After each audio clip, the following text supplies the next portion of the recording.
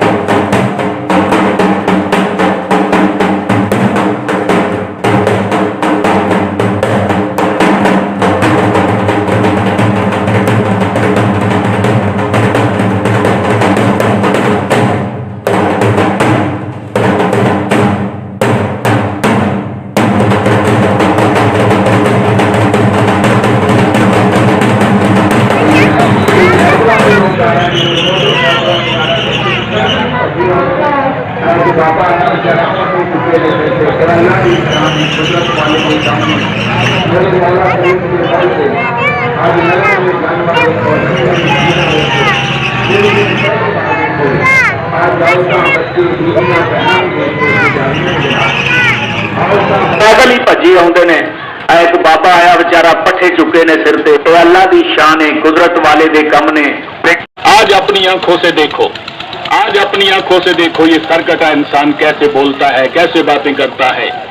30 रुपए का टिकट है दोस्तों, 30 रुपए का टिकट है भाईजानों, 30 रुपए का टिकट है खान साहब, 30 रुपए का टिकट है।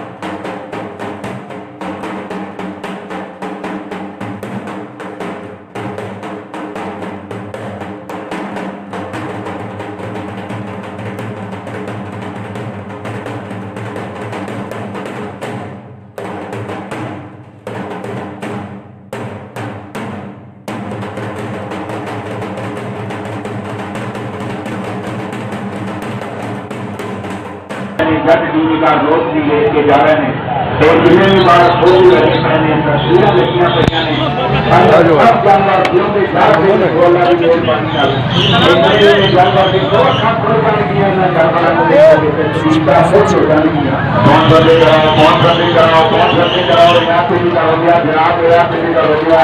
लोग आ रहे हैं, रेडियां दिखाई दे आ रहे हैं, कुर्बानियां दिखाई दे आ रहे हैं, कुर्बानियां भी दिखाई दे आ रहे हैं, कुर्बान भी दिखाई दे दुनिया आ रही है। तो यात्रा में लोग आ रहे हैं, कुछ मोटरसाइकिल भी आ रहे हैं, कुछ पैदल भजी आते हैं।